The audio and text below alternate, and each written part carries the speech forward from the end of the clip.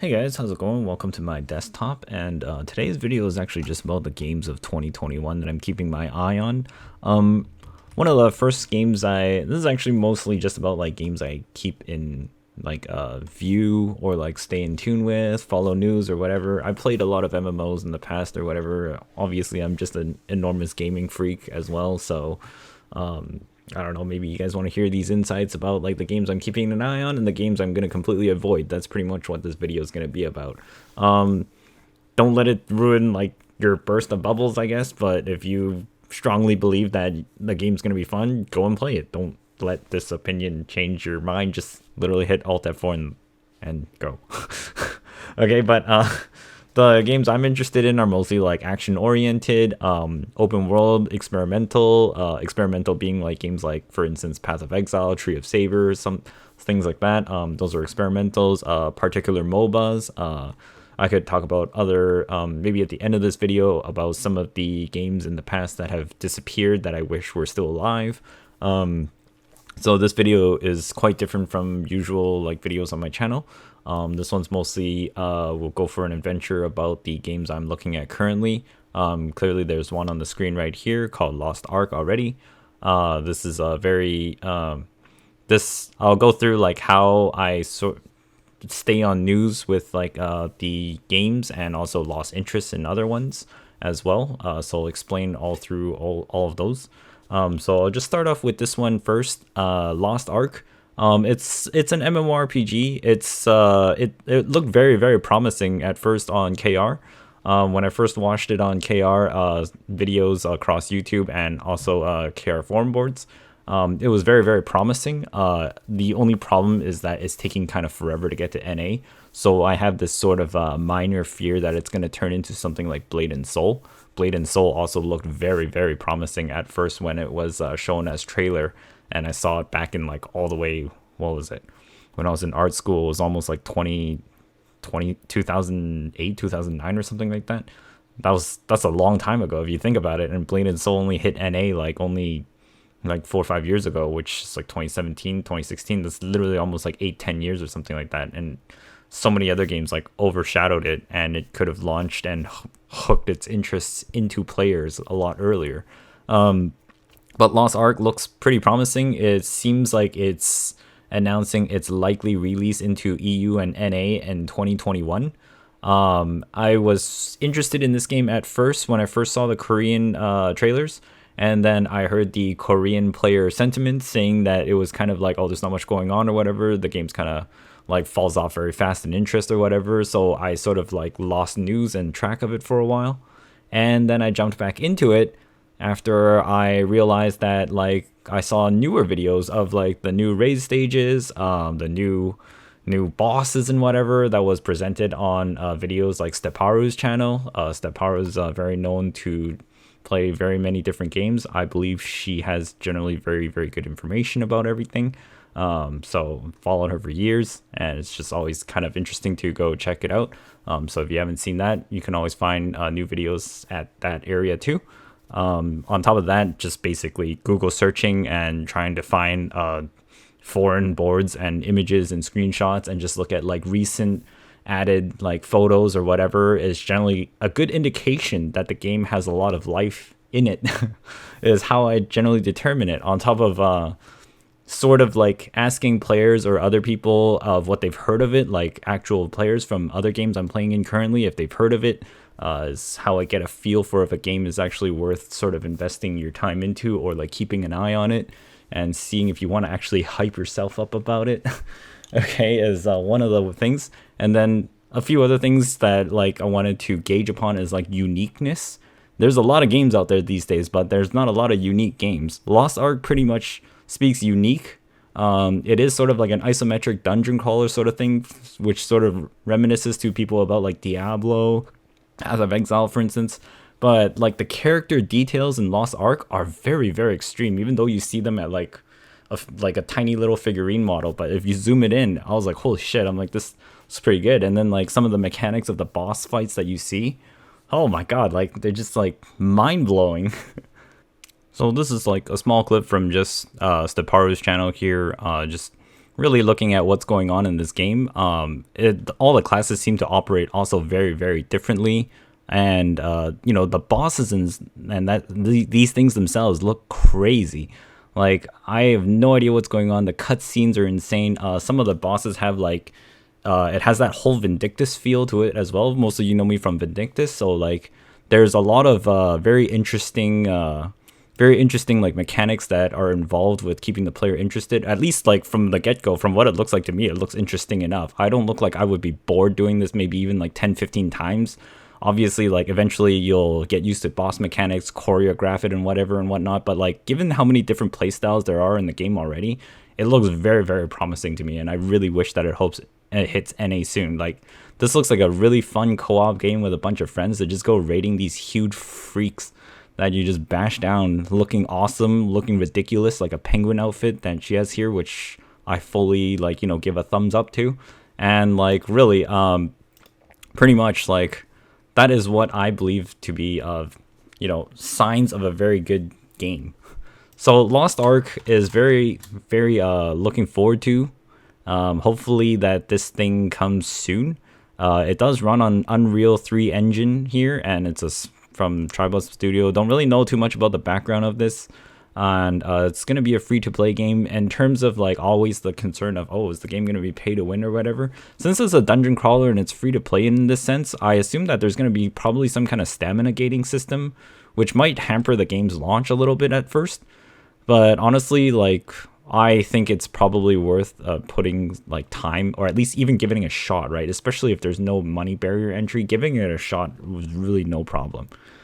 Okay, and that's all I have to say for Lost Ark from now. But if it really does come to NA, expect to see videos on my YouTube channel about it, essentially. I'll go through it in very, very big details on like the classes I play on it, and also what I think of the game. So that's one of the games I have keeping in sight. Very interesting. Another game I want to go about is Project Barbecue. A lot of people brought this to my attention as well. A lot of people are also hyped and awaiting for this game as well, Project Barbecue. It looks pretty cool, actually, to be honest. I'm not gonna shoot this game down, but like, I saw some of the skill effects and I thought like they said something about the game being open world or whatever, right? But then I thought to myself, my God, if I see like this many characters like performing these skill effects, I'm gonna have epilepsy, literally. The game will have like epileptic shock or whatever, but I don't really know. It's run by the people it's created by the people who made Dungeon Fighter Online, which is a fairly successful game that has been resurrected once at least to be self-published by them, I believe. And unfortunately, one of the bad stigmas behind this is that a lot of viewers in my Twitch chat when I stream also told me that it's going to be run by Nexon. Nexon runs also like MapleStory and Vindictus, like one of my favorite games, and this is possibly run by Nexon as well, which might alarm some people because certain companies do have a reputation and it does follow through into their products. So not too certain about that one, but honestly though, if it's a free-to-play game, which is what Nexon's known for, it's probably worth giving it a shot anyways, because some of the combat in this game looks pretty insane, and it looks really, really good. I don't really know what to like shit on about this game, because other than like way too many skill effects and maybe getting epileptic shock, but like seeing fireworks appear on your monitor over and over is always a blast at the first get-go. So you might as well try it out anyways. Okay, I'm not sponsored by any of these companies or anything at this point. I'm still a free, unhinged man, so... And like seeing some of these graphics and cinematics, it looks pretty poggers for as far as I can tell. And like some of the cutscenes here and the combat looks pretty intense. Like overall, like gameplay looks pretty smooth. It doesn't look chunky or sloppy. You've got like lowlies for those people as well. You've got crazy badasses. You've got that gunslinger earlier. You've got your evil waifus. I mean, like, what more could you ask? You've got like weird, crazy mechas. You've got your Tifa waifu like cosplay, I guess, which looks like a class I'll play for sure if I actually do jump into this. I'm not too much of a fan of the art style though, but that's just a preference for me. I can definitely see this having a huge appeal to a lot of people. This is just not really the graphics I would really enjoy. But honestly, I mean, I played Genshin Impact a shitload too, and this is sort of like that kind of style of graphics, except obviously it's much more of a serious tone here. And yeah, like don't get me wrong, the graphics are very very good. It's just not my cup of tea. That's all. Like I can fully objectively say that like it looks beautiful, but at the same time, it's not a game that I would automatically jump into. But looking at the gameplay and the combat, it's definitely something I would probably jump into just to try. I'm very curious as to how like their monetization methods are going to work, because obviously games aren't a charity. I don't know if this game's going to be known for pay to win, but like looking at some of these fights without UI on, it looks really beautiful, and it looks like it could be very very fun and challenging. And there's co-op play as well, which is also a huge bonus. Smashing a very very hard and tough enemy in a party is always very rewarding, especially when people are literally getting incapacitated or getting owned by the boss, and they're not doing anything that's like stupidly easy to figure out. And there's actually like, you know, reflex timings as well in the fights. Those are always very welcome in an action oriented game. So far it's hitting all those marks. Soundtracks and whatever, I don't really know, but I do believe the sounds were pretty good. I don't really want to play them here because I'm just trying to do an information here, and I don't want my voice overtaken. But in essence, it does look like a pretty good game to definitely give a try out. Again, one of my few concerns is just really the effects. There's not really any downside to Project BBQ. It's just I will probably get slunked into it if or like dragged into it if like a lot of my online friends and like Desert Online friends or whatever go play it all together and we stay playing it or whatever. I definitely know that there's a few of my IRL friends that are going to be glued to this game like a lifestyle. But yeah, other than that though, it looks pretty promising, and it looks like it'll probably hit NA pretty soon, so keep an eye out for this one. Okay, so now that I've gone over 2 games in sight, there's also games that I have to also tell you that I keep out of sight as well. This is one of them. It's called Ashes of Creation. I don't understand a lot of the hype regarding this game. Some of the things look okay, but from what I remember when I was just going through their site, it looks like a very, very expensive game that I have no idea how you can even give a try to, and it's kind of insane to me. So it says like, oh, register now. You must have an Alpha 1 key to access the current game during designated playtest times. Honestly, I don't know what to make of this game. There's a lot of hype surrounding it. I don't really know how to describe it, but it only can be described in a negative way because there's no way for me to try or like have a vicarious feeling to the game. And I've seen some people play it on stream as well. And honestly, I don't know if I could live through them for that experience because it seems so awkward is one way to put it, or like very, very clunky is another way to put it. And then on top of that, the thing that turned me off the most was like when I was trying to figure out how to sign up or whatever, all I saw were just price tags everywhere. That was a huge red black flag to me, because most games these days, they're like, we went over a few titles previously, like, you know, Genshin Impact, huge game, free to play barrier of entry and whatnot, literally open world, tons of events or whatever. You can sort of co-op in that game, but that's just one example. You've got other games with like low barrier of entry, monetary, like walls and whatever. You got mobile phone games of like horse girls racing each other that have so much depth and character and whatever, that I was literally watching 2 of my like Discord friends stream that shit, and they were just like talking about their RNG rolls and skill points and whatever, and I was like, this is insane. I'm like, there's so much detail going on and involved in a free to play game that it's like, why is this having such an expensive price tag just to like get started? Like, I go to the shop and the first thing I see is everything is above 150 at the top of my eye view. I have to scroll down to see the $75 pack, which is like shoved in the corner or shoved in like a scroll menu to the right. You like, this is the first thing I saw when I clicked shop. 250, 150, 375. I didn't even notice 75 here and I was just busy staring at these numbers because it was like, holy shit. Okay, it's like, holy fuck, like what the heck is this? What is this game offering? Okay, and then like you look at the cheapest pack, because obviously you don't want to empty your bank account before you can even log into the game, because I've done that to 2 games and I already hated like those companies forever. One being like Arcade, unfortunately, because I spent $70 for the thing, and then I had videos of it, of me literally waiting for a 4-hour queue just to log in. And then people were shitting on me for like talking about that's insane of a bad service. And I told them, I'm like, so you're telling me you would be happy if you went to a restaurant, sat down at a table, paid for your meal, and then waited 4 to 6 hours for your food to come? You're telling me you'd be happy about that? This is for entertainment, okay? It's not even that much of a necessity, but like having to have my computer run for 4 to 6 hours, and then on top of that, the task manager resources of having like 4 to 6 gigs of RAM soaked up in a login queue screen is insane to me.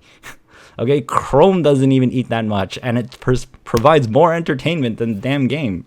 So that's just an example. So that's like, that should not be a thing. If you have pre-orders in any game, okay, I don't know why like companies make these weird shit-tastic excuses that they cannot provide enough server capacity to fulfill the amount of people that pre-ordered, which is literally a headcount tally of how many people are excited to go into your game, and giving you a prepayment to get that launch ready for their excitement and entertainment that you're promising to provide them with that fee that you charged up front. I don't understand why you can't accommodate a server to literally amass that large player base that comes in at the beginning. Okay, so if you're gonna charge something this insane, you better be fucking ready at launch. And if you aren't, then you deserve literally every shit-tastic criticism that you get after that. That is crazy to me. If you get some hiccups, that's fine. 1 or 2 days, whatever. Some hiccups, that's normal, okay? Overflux, overhype players, I get it. Gamers are insane. We're all crazy, emotional bunch with a lot of money to throw in to make our digital husbandos and waifus and just power flexing, egotistical maniacs, lifestyling, inconsequential digital realm life is what we're all doing. So now that I've done that rant, this is what I'm talking about. Like a $75 pack, the cheapest pack, by the way, gives you access to a future beta 2 test phase. You don't even get into the alpha phase, which is like who knows when. There's no date on this. That's already a big alarm to me. And then 2 months of game time, $30 value. So that already speaks to me that this game is a subscription game. So on top of having like this $75 tag, this thing is really worth only $45 is how I'm breaking it down. So that doesn't really make any sense to me. $45 is going into something else. So $30 of this value is going to a so-called subscription fee is what I'm assuming, because this isn't very descriptive, unless that's the only way I can take this. And then $25 in Embers in-game marketplace credits. No idea what that means either. But and then it also has this no pay to win tag, which is some kind of buzzword to sell to people, which makes no sense. This is like a very, very scary like landmine here for as a selling point, in my opinion. A lot of games have pay to win these days, and it's a completely subjective term as well among like all sorts of players across different communities. To some people, it literally means any advantage. To other means it could be just money barrier walls, literally accessed by only plastic and nothing else. So you know, pay to win is a very, very like subjective term. I mean, like in other games, you could literally just buy extreme hardware and have crazy FPS above somebody else, and if the system or the engine that the game is run on, that could be advantage as well. It's literally hardware pay to win. You could go through like VPN networks or whatever, that's also pay to win, because now you have less ping than the other person.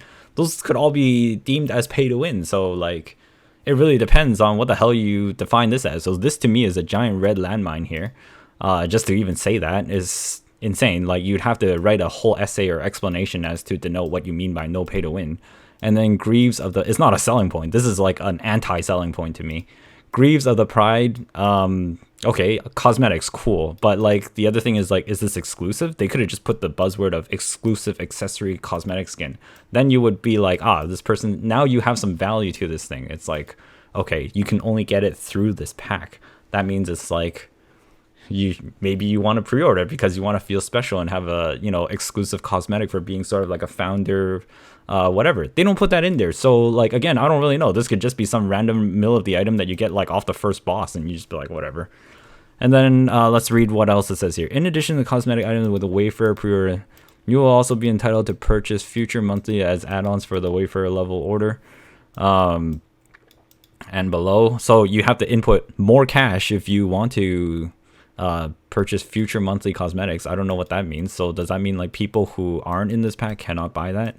And this is the lowest pack already, so this is sort of like a null point. It's the lowest pack I could find at the moment as of this recording. And then in order to own a pre-order pack's cosmetic, you must either during the month that the cosmetic is featured or purchase that level packed or higher in a previous month in order to buy the cosmetic as an add-on.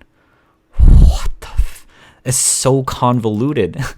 Most people don't read too much on the internet already, and I'm starting to read less and less, and like even my comprehension is like starting to degrade.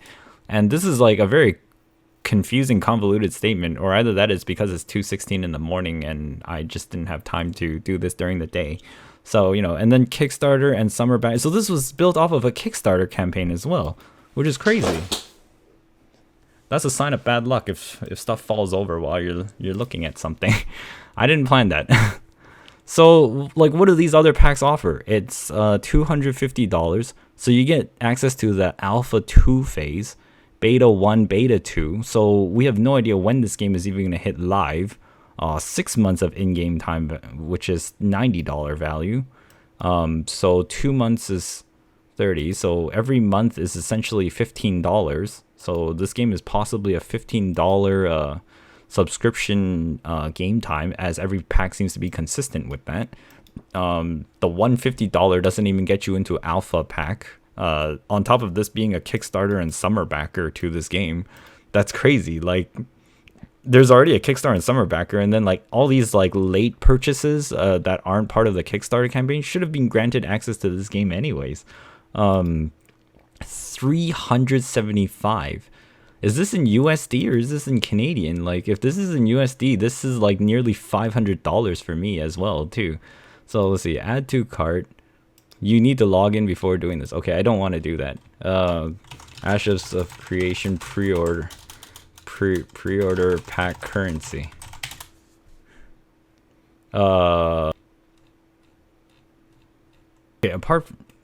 Okay, apart from the pre-order packs, I don't really know what the currency is. I'm assuming they are US dollars, so that's very, very expensive for people not from US, which is Canada. So, you know, sucks to be me, I guess, but whatever.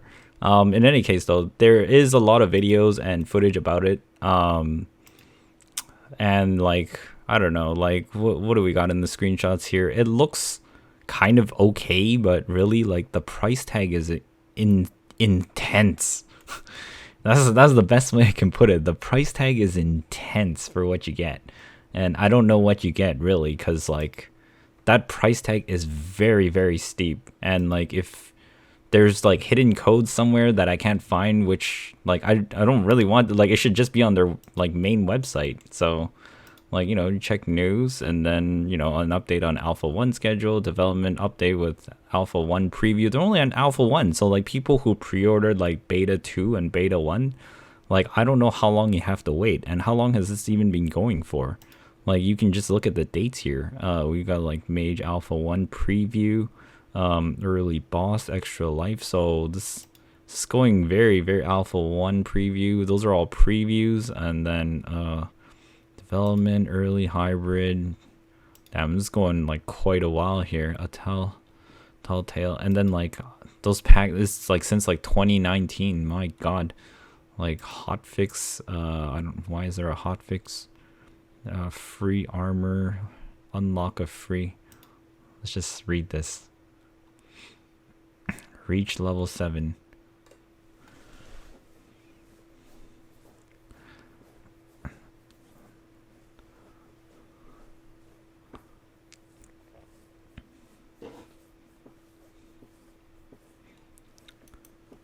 I don't really know. This game is it looks like it has a lot of promise. The no pay to win thing, as I mentioned earlier, was very, very alarming. That's a very hard promise to keep, and like, well, you know, I'm mostly negative upon this game. I'll say like I'm 70% not interested at all. and then 30% like hoping that it turns into actually something pretty crazy. But this has been going since 2017, 4 years ago. 4 years ago from the Q&A, and I have no idea when those packs opened up, but that's pretty darn long. And then there was like a play test somewhere in 2019, 2 years later. And then they had like a play test from 11 to 11 on August 20th.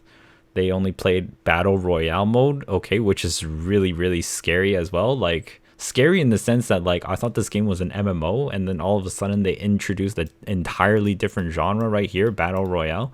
So that's another giant red flag for me. It's sort of like this game doesn't know what it wants to be, and it's sort of just capitalizing on like hype trends or something. So they're riding a wave instead of making the wave, which is bad. You lose identity of your product essentially. And then over here we've got talked about progress towards Alpha 1. So March 20. Let's see, we unedited 4K Alpha 1 preview footage. Okay, I don't even have 4K, so unless the game is being branded as some kind of technological breakthrough, this game does not look prettier than an MMO I'm already currently playing.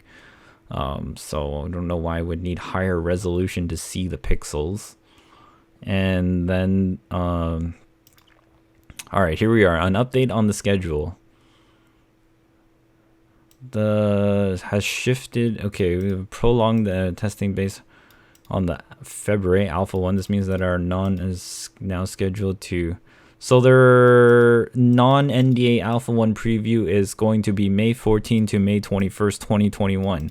So this is the period in about, I guess, a month or two or a month and a half away from when I post this video, where we can all keep an eye on this, because the people who are testing an Alpha 1 non-NDA will be able to post a lot of footage about this, I guess, or like talk about it. But like overall, from just a surface analysis here, this doesn't look very promising to me.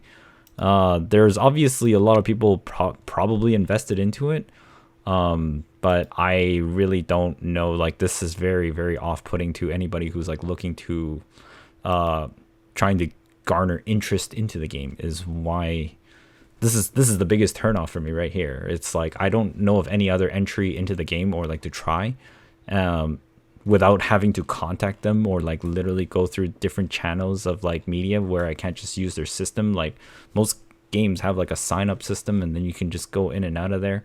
And then other people are like, well, you know, you could just like look for it or whatever, or, you know, you could just register now or whatnot. But then like, I can read like basics, okay? It's like, you must have an Alpha 1 key to access the current game during designated play times, okay? I'm not going to register all that just to be filled with disappointment and a money wall barrier, okay? If that's really the case, like, why would I even like submit my details and then have another thing hitting my email like notification and list for no reason that I have to unsubscribe to just to be disappointed? It's like a lot of work and risk just for nothing. So, or either that, losing stuff out of my bank account, which also is like tragic. That means like I got scamazed. You never want to be scamazed. So like, you know, you scroll down and the first thing you see is pre-order now, so help bring it to life. And like, it's a crazy hefty price tag. The game like states that it's purely cosmetics or whatever only. Something about risk versus reward. You could do this. You could do risk versus reward in so many different ways in a game without having to like make the game convoluted, overly complex for no reason. So yeah, that's about it.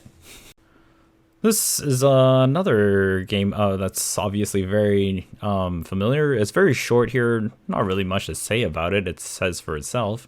Endwalker for FF14 looks really, really promising. I actually jumped back into FF14 myself recently. And overall, like, I just got to Stormblood and I'm partway through Stormblood. And I hear a lot of basic hype about people talking about Shadowbringers. Shadowbringers was like a very, very pleasant and very, very like FF campaign. I can't wait to reach there. I'm not quite there yet, but like Heaven's Ward was actually really, really good. I understand why everybody say Heaven's Ward was really good in FF14. and like all the side bosses as well. Very, very nostalgia on like a few of them.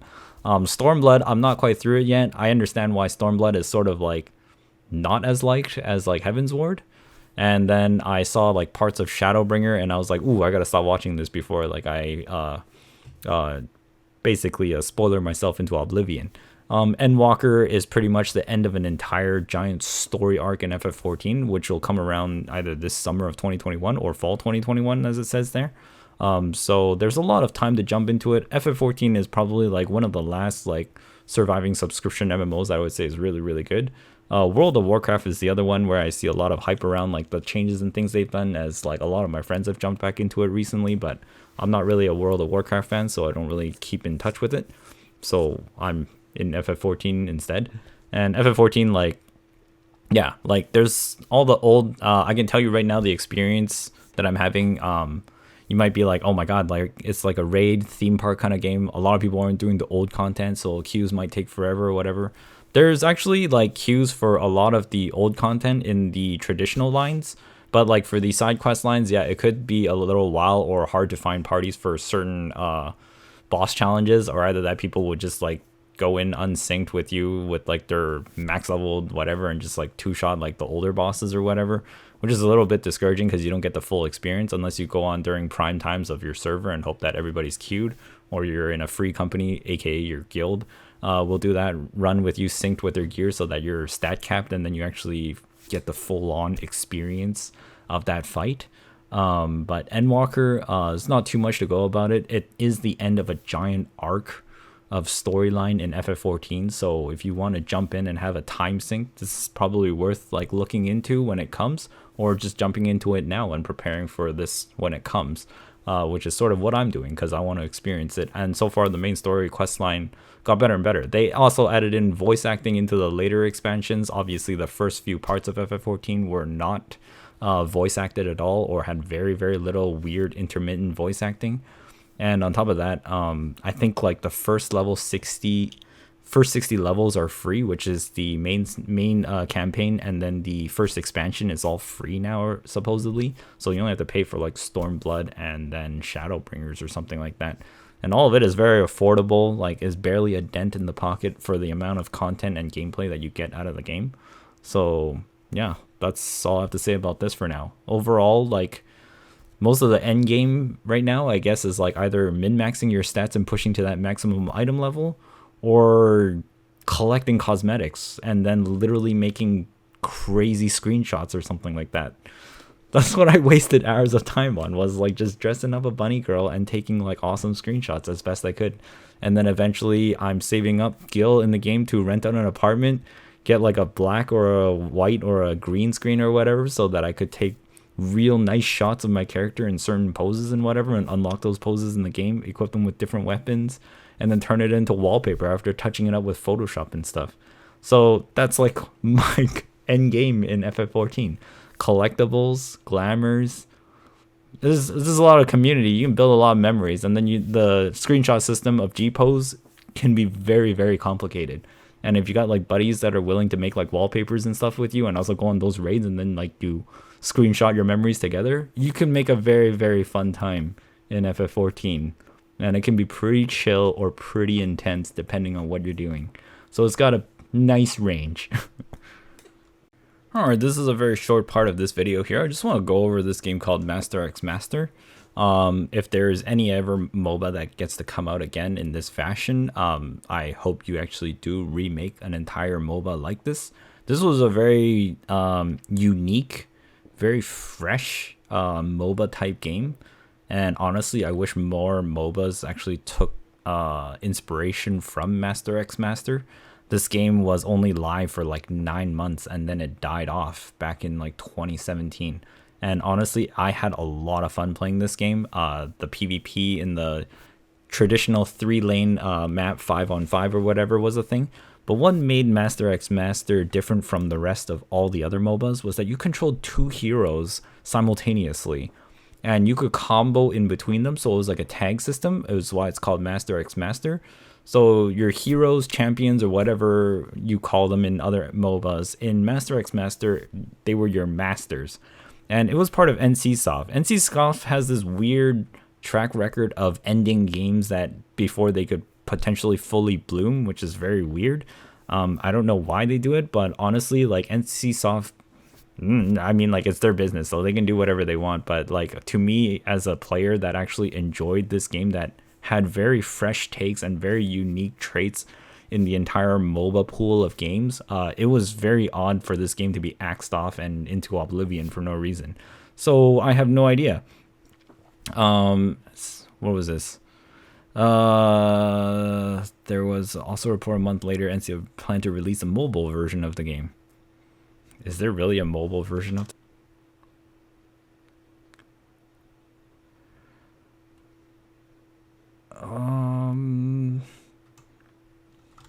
Nope. I'm just getting weird results. So in any case, yeah, this was a very unique game. You got to play with like notable characters from other NCSoft products. Like I think there were characters from like City of Heroes or City of Villains or something, which is another game they also ended. Characters from Blade and Soul were definitely in there. They were very notable. And from other NCSoft products, it was like the Heroes of the Storm, as is to Blizzard, as like Master X Master is to like Blade and Soul and all their other games. So like they had iconic characters that could be played. I played like Jin So-yeon and this other dude with like a baseball bat, and the experience was pretty fun. Like swapping between two characters, like say like you're getting comboed by somebody, you could swap to your other master and be at like the health that they're at, and then somebody would have to like combo even harder in order to end you or whatever. So like there was like sort of like this clutch save system where you could tag your other character in the midst of like getting owned by somebody. And there was like very different mechanics. The lobby was very, very engaging. I wish actually all the other MOBAs took literal inspiration from this. It had all the good ideas, but then for some reason the execution didn't last long enough for it to last. It just like the owner decided to just be like, and then like you're gone. It was such a tragedy. It was like a strange gem that didn't get polished, and it was still just like, you know, it had all the cuts and curves that it just needed to meet a jeweler, and that was it. So it's kind of a tragedy that this game disappeared. The other thing was like it had a PvE mode, so you could play co-op with your friends, progress your characters a little bit, and like gain skins or something or whatever. I don't know what they were planning, but like honestly, the game has so much promise that it was so short-lived. I'm actually really sad that this game did not get more lifetime. So if anybody ever makes like or expands their current MOBA products, this was the game that had the good ideas, in my opinion. Okay. And the PvE modes like sustained bosses that interacted with the characters, like, you know, certain characters like run through certain stages. You could do them all, and then there was like skills involved, like Reflex. It was like an action RPG as well. So it was really good. And then like their MOBA mechanics on the traditional 3-lane or whatever, there were very different objectives as well. Similar to other MOBAs, so it's sort of reminiscent. So getting into like tune with what the game offered was really easy. But man, this is one I'm actually really sad about that didn't get more lifetime on the market, because like some of the characters, really thick, sexy costumes. You got that whole Korea theme about it as well, and it actually was like pretty good. And honestly, man, what is this?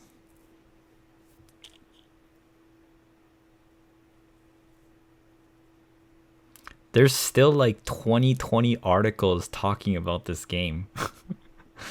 Damn, dude. Wasn't enough to take on the established juggernauts is what NCSoft said. Dude, that's not even the problem. It's not even the problem. You had the gem. It was different. It was a breath of fresh air away from the other games. Okay, that's what I wanted to harp about. The thing I wanted to harp about most was that the lobby, when you're queuing up for either game mode PvE or the traditional MOBA PvP 5-on-5, was that you stand in a lobby with your avatar or your favorite character that you like to play or whatever, and you can run around there and just like jump around, emote, dance, talk about dumb shit or whatever, all day long in the lobby. And then you could also pay like these like weird cosmetic coins that you get from playing at the lobby into the jukebox, and then it'll play an in-game soundtrack for you, and everybody was always playing fucking Upside Down, okay? It was the best thing ever and the most annoying thing ever. But you know, everybody wanted to drop their damn jukebox coin in there and play freaking Upside Down. Which is why it's such a strong meme among the people who actually played this game and know what Upside Down is. If you don't know what Upside Down is, you missed out on a moment. Okay, you can go YouTube Upside Down, or you can also go like YouTube Super Cutie Music Love, okay? SCML. Super Cutie Music Love or Upside Down. And you'll know what the fuck I'm talking about. And this is the shit that was playing all the time in the background when you go into the lobby after a match and you're kind of just hearing the usual lobby music, and then all of a sudden somebody inserted a coin and it says who put it in. And then Upside Down starts getting fucking playing. Alright. Man, I'm so sad about this.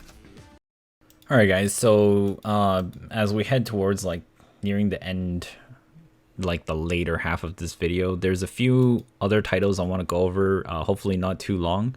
One of them is a Pearl Abyss product. Obviously you guys know me to be already a giant Pearl Abyss fanboy as whatnot. I'm very critical of them as well for like certain things regarding Black Desert, but we're gonna talk about Crimson Desert.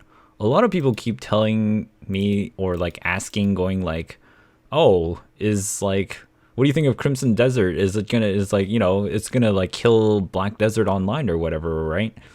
You guys gotta stop saying that, because this game is not an MMO. It's an action role-playing game and non-linear gameplay. It's also going on to like all these platforms. You want to treat this game like Genshin Impact, just Dark Souls. Or either that, you want to treat this like Neo 2 or any of those kinds of games. It's literally like a adventure mode, and like I think this game will be very fun with a few friends. Like there is a co-op system in it. But Crimson Desert, honestly, this game looks really cool.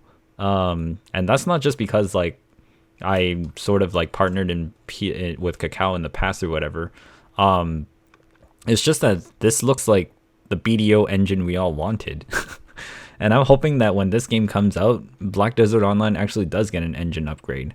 I don't think Pearl Abyss is dumb enough to actually like axe off their own product, Black Desert Online, that everybody suspects that, oh, Crimson Desert's gonna kill Black Desert Online. There's no way. This game is all about story, is what I believe this game to be. This game is literally all about story. Like, it's like a prequel to what happened to Black Desert Online. You know how in Black Desert Online, if you actually paid attention to the lore, when you make your character in the beginning, you lost all your memory. And Alezra is like this weird witch that sort of like tries to reinstill your memory, because you sort of like ended the world somehow in the past and you're just reawakening now, and then the Black Spirit sort of like binded to you or whatever. Igor Partali's a super old man and the Black Spirit used to be binded to him. So there was definitely a huge history before that. And that's where I am guessing where this timeline takes place, is Crimson Desert, before the world became a Black Desert, which I assume is an allusion to how the entire world of Black Desert became black, and this was Crimson Desert. So it was sort of like blood, healthy, and whatever. So maybe there was a green desert at some point, but you know, a saga written in blood. And you play as this main character dude. Apparently there's like the co-op system sort of like mercenary bands or something, so you sort of like co-op into each other. The engine definitely looks like it's part of Black Desert, but like the details are far more intense. Like it looks really detailed, and I'm like, holy shit, like what the fuck. And then I saw the trailer and watched some of the combat moves and stuff, and I was like, damn, I'm like, those combat effects look good. The interactions between the monsters and player look very, very succinct and like not clunky like it is with like desync problems in BDO, which is why I'm very excited for Black Desert Online as well, because if what I believe is true, that this engine will eventually be ported into Black Desert Online, Black Desert Online is in for a huge upgrade. Because right now there's a lot of frustrating things in that game that I rant about on stream all the time. Again, people know very well what these problems are as well, for experienced players and new players coming into it, receiving that frustration on the first get-go. Whereas I'm just jaded because I've been frustrated too long that I have no energy left to be frustrated. But like Crimson Desert Online, yeah, I don't think this game is going to be like a Black Desert Killer. It's literally an alternate game. It's of an entire different genre. So like I feel like this is a game that's like Monster Hunter World and like Genshin Impact and Neo like all meshed into one in the Black Desert universe with very, very beautiful graphics. So this is a game definitely worth checking out. I have no idea how it's gonna be released, but I definitely will play this because I'm already a pretty big Pearl Abyss fanboy. That's all I have to say about Crimson Desert. It's not gonna kill Black Desert Online. There's no way. It's not gonna happen. If it does, then wow, like that's completely unexpected. The other game I want to talk about is another Pearl Abyss product. The last one here is Plan8. Not too many people know about this one, actually. Plan8 is a very, very weird game. And it is also really cool. It's really cool because it's like a Korean-made game, but it's like sci-fi, and it's about shooting like weird like mecha freaks and stuff and whatever, and you got like exosuits and stuff. And like to me this looks really, really cool. I've seen, like, if you haven't seen the trailer, go check it out. You can see some pretty wild action combat in this game, and it's pretty much like humans defense against like weird robots that are trying to tear you apart and kill you and whatever. Overall the game looks really grim and gruesome, and again it looks like it sports the same powerful engine that Crimson Desert sort of also has. So again, like if this game is also adopting like the Crimson Desert engine, which I suspect it is, because like I'm looking at the hair textures and just like the overall details, it looks very similar. This is why I also believe like Black Desert Online might also adopt this detailed engine as well. So it's a high promise for like all three games essentially. And this is an exosuit MMO shooter. I believe some of the bigger developers on this game came from actually like Counter-Strike Global Offensive, CSGO on Steam. So some people that worked on that, I believe, are working on this. I don't fully know, but I think that was true when I saw one of the trailers. I might have my information a little bit mixed up, but I believe it is. But in any case, like Plan8, this is a game I've actually been anticipating for quite a while and is very interesting. I find this to be far more interesting than Crimson Desert, to be honest. And I'm surprised not more people are paying attention to this one or like know about it. So I try to bring it up more often because I believe this game was very unique. I don't see too many games like this or offer this kind of experience. And like if you watch the trailer, you'll notice what I mean. There's like wall walking and whatever. It's sort of reminiscent. Well, I guess it's sort of reminiscent of Guns Online, like original Guns Online, running all across walls, but you're blasting like, weird mecha alien robot stuff with like exosuits and whatever, and like upgradable customizations and whatnot. So like it'll be very interesting how this game develops, and I'm actually really excited for this one as well. That's about it. There's not too much else to go on at the moment, so that's it. Alright guys, we've come to the end of the video, and the last game I want to tell you about that I'm keeping my eye on is Vindictus. Alright. Yeah. This is a game that has somehow had a very, very rough launch that I've been through. I've been through a lot of roller coaster emotions with this game by exploding my gear into oblivion and having absolutely nothing to work with and going all the way back up. And then getting RNG carried only one time ever in the game. And then also like fighting bosses with very subpar stats and outperforming. Just trying to show how new players can get through this shithole of a challenge. A shithole in the sense that like the difficulty is so hard that it just turned away so many new players, especially when you could be juggled on the floor or slashed and comboed on the floor on the boss. Early times before, when being knocked down. Nowadays when you're knocked down, it's like, oh thank god I can't take any damage because I'm on the floor. No, back then Blood Prince used to just like 5-spike combo you in the floor after getting knocked down. Feels bad. It's when the Null Chieftain like literally 2-pounded you into the wall. Okay, every old Vindictus players knows what I'm talking about. That feel of immense threat when you first played this game. It was before Dark Souls was Dark Souls. Okay, people who knew what Demon Souls was knows that Demon Souls will gape you so hard before it made Dark Souls look like look like wussies. It's like, dude, you don't know what difficulty it was. People who played original Demon Souls before the Demon Souls remasters was like, what the fuck is this game? I died so much, I lost half my max HP, and now the enemies are harder. That's what I get for dying more. So basically, if I suck, I had to deal with harder consequences. That's kind of like what Vindictus was in its early days. Yeah, I still keep an eye on this game. I always do. It's one of my favorite games. It's also one of the games I can't really play for a long period of time anymore because I get not enough satisfaction playing it because my progression gets downgraded over time, which is a very bad feeling. And I got tired of that feeling because I felt like I never got any satisfaction because I keep getting oofed by patch content updates, and then the gear I grinded for becomes irrelevant, and then it becomes big sad.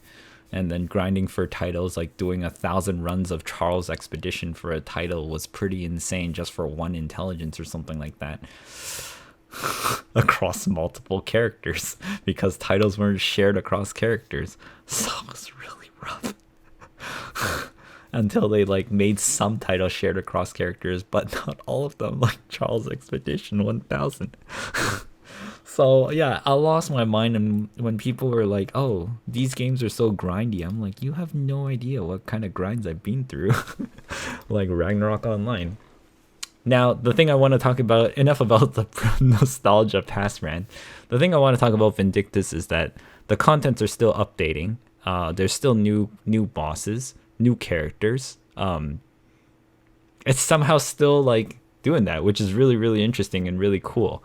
Like, I'm actually kind of happy that the game is still alive and still updating in that sense. I honestly thought that when I left the game at that time, it was in a very, very bad state, and I think that I thought it was gonna shut down soon, as like a lot of players that I knew jumped ship, and I was very depressed from my gear constantly going down and down and down and down. Vindictus itself still, to this day, by my opinion, holds the best standard for physical like action RPG that is an MMO-ish, sort of like a dungeon crawler, like boss killer thing.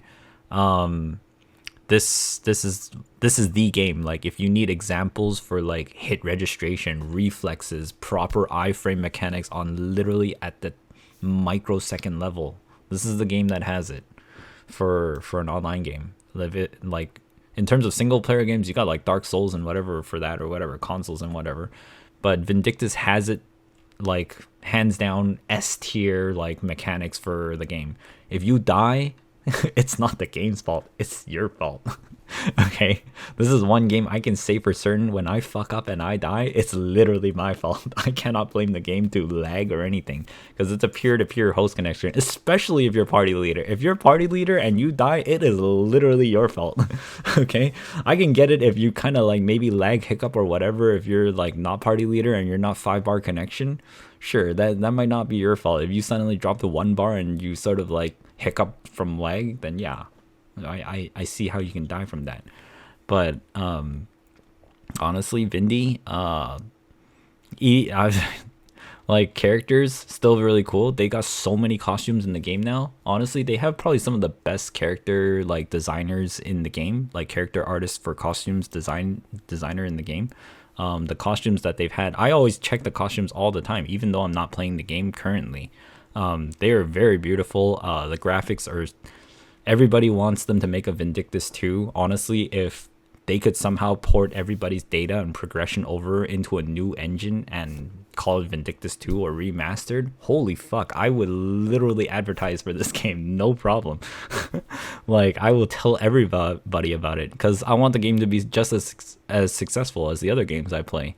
Like, I always want a good game on the market. It's good games on the market drives everybody else to want to make better games as well, because they don't want to be fall behind and just be left in the shadow. So Vindictus, one of the biggest news that I found out was Vindictus is having a 64-bit client in KR.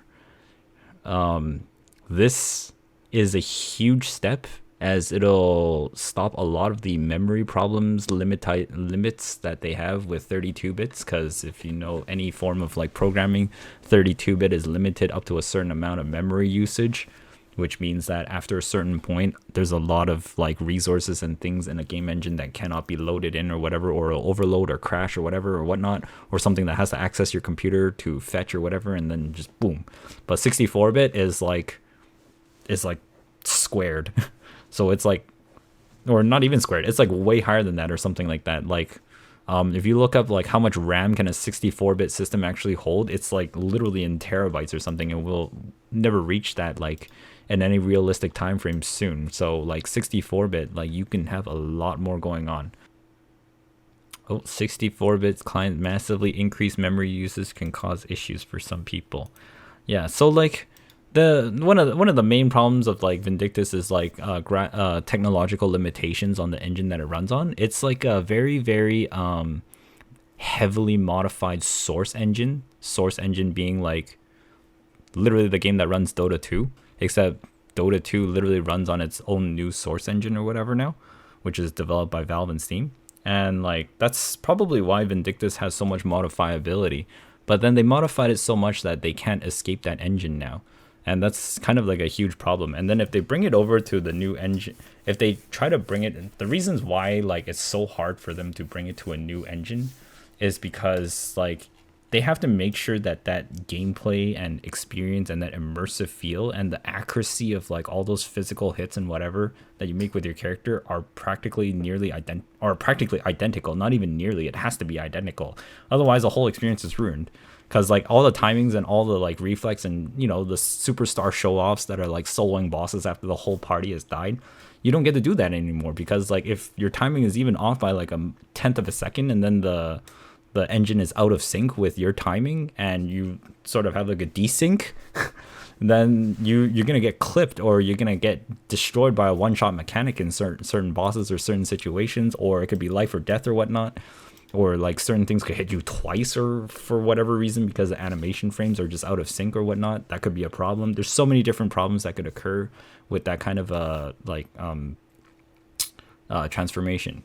But nonetheless, like a 64-bit client is very promising. Like it could expand a lot of things already. And then the other thing is like the newer characters, like they doing some crazy stuff, and the newer bosses are also very very interesting as well to me. So I was just like, man, I'm probably honestly gonna go back into it at some point just to play some of it. Not gonna lie, like some of the newer characters look pretty sick. Like you've got Epona here. I don't think she's even in yet, I'm not really sure. Or maybe she is in already, who knows. Or maybe that's a boss, I don't really know. Maybe it's a character, maybe it's a boss. I can't really tell because I haven't been in it for a while. And then you've got Tessa. I never even like fully finished playing with like Belle in there. Okay, and then I still need to go like try out Kale. Kale from Vindictus was like also pretty insane. Like he's got this huge like spear glaive thing. So yeah, honestly, this is another game I still keep my eye on. And yeah, and the game is like sexy as hell. It's literally end game all the way. Look sexy, be powerful, and kill bosses, dude. I don't care if you're a dude or a female, you just look sexy all the way. This game literally has it all and kind of erased all the nonsense in between. And then the only things that sort of got me depressed was like my progression don't feel like progressing. Alright, anyways, that's it for now. Thanks so much for watching. I'll see you guys next time. If you enjoyed this, give it a like. And leave a comment down below if you want. Kind of helps me out.